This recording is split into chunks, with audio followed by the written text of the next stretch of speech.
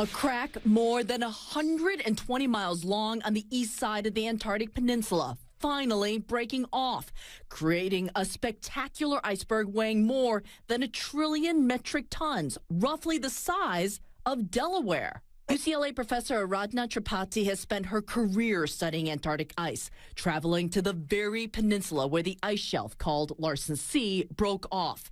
Professor Tripathi has seen 2 other big sections of the peninsula break off and dissolve. The first in 1995 and then another in 2002. She watched as this crack grew for years, caught off guard that this break happened so soon. What this latest break means is something scientists aren't yet agreed on. Antarctica, the coldest place on Earth, is a continent covered in ice, and icebergs have been breaking away from ice shelves for millions of years. But at the end of the 20th century, the peninsula was one of the fastest warming places on the planet. That warming has slowed or reversed slightly in this century. Stop. Rewind. The supply ship was readied for its long journey.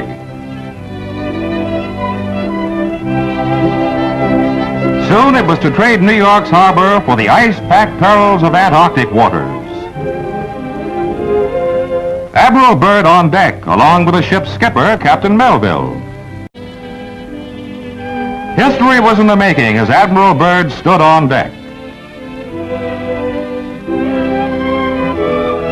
Then his ship plowed toward the open sea. Byrd climbed up the rigging for a last look at the New York skyline for many long, lonesome months. Admiral Byrd and his companion plane will try the 800-mile flight first. The others await his orders. At Little America, cameramen and Admiral Cruzen wait anxiously. And there comes Byrd. Cruzen can relax now. The skis work perfectly. Daylight finds the planes over the pack ice. With frozen depth below and weather closing in, navigation becomes tricky. This close to the pole, the magnetic compass is no help. Now beyond the pole, Byrd focuses his cameras and magnetic detectors on land new to him and to all mankind. Bunger leans forward in amazement. His eyes have caught a sudden and unbelievable change in scenery. The universal white is turned to chocolate brown, dotted with blue. A cameraman goes into action. 300 square miles of land without snow. Land that might be in New Mexico or Arizona. Pictures alone will prove Bunger has discovered a warm oasis in the shadow of the pole. It is for such supreme moments as this that men brave the hardships of exploration.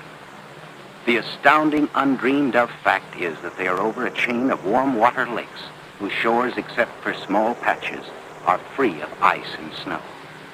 Commander Bunger circles the largest lake in sight, 5 miles long. He comes in to make a landing. Water temperatures must be recorded.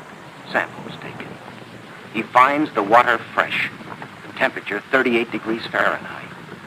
On the shores are vast deposits of coal and of minerals of the utmost importance to civilization. 1948, they flew by the actual South Pole, and around that area they found an oasis, if you will. So, if you go to Google Earth and do a time lapse on Antarctica, you can see they are saying there's an oasis there, but on Google Earth, it's just all white. But it kind of looks kind of patchy right around the South Pole, like it was covered up with something. But if you go digging down there, you'll find all these 360 pictures, a lot which are inappropriately tagged there, but there are some that are in Antarctica.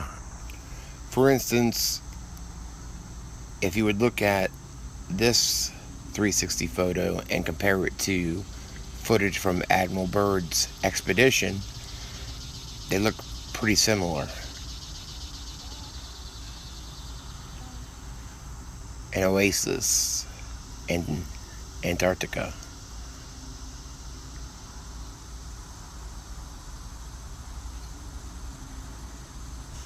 And then, of course, there's this one, which kind of blows me away. It's like this giant sea right around the South Pole. Lots of mountains in the background, They kind of look like evil castles in the background. It's pretty cool looking though.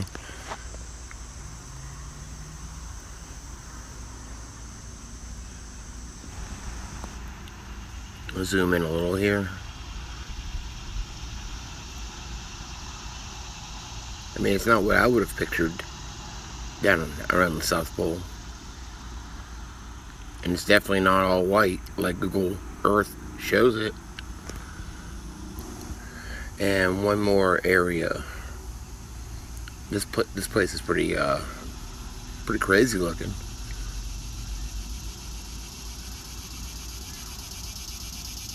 Otherworldly.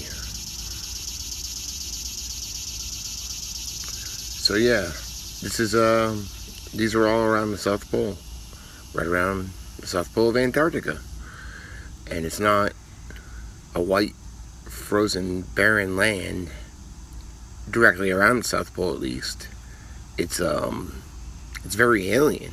While I'm exploring Antarctica on Earth, I decided to take a look around and just see what else I could find, and that's when I found this.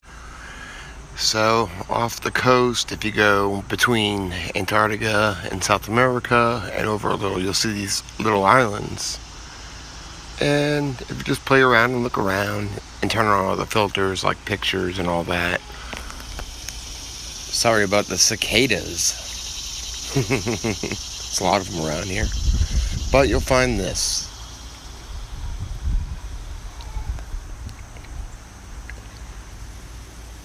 Which looks like, well, what's it look like to you?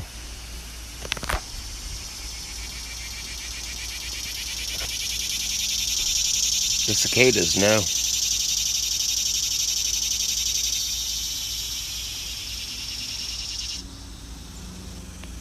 I think that I'm going to go ahead and say that this iceberg breaking off Antarctica is going to be what they use for an excuse to say they found ancient technology in a flash frozen civilization.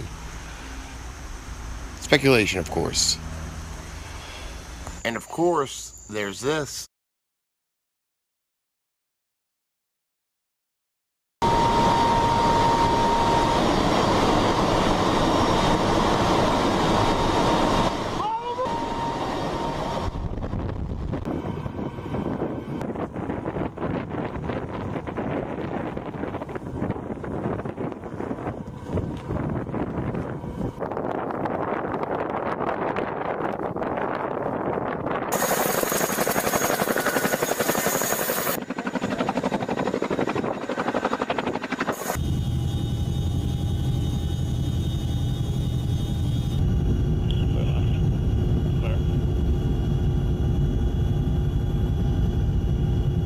The rear guard of Admiral Byrd's intrepid 4,000, veterans of the Antarctic, trained to combat the sub-zero enemy of the polar continent.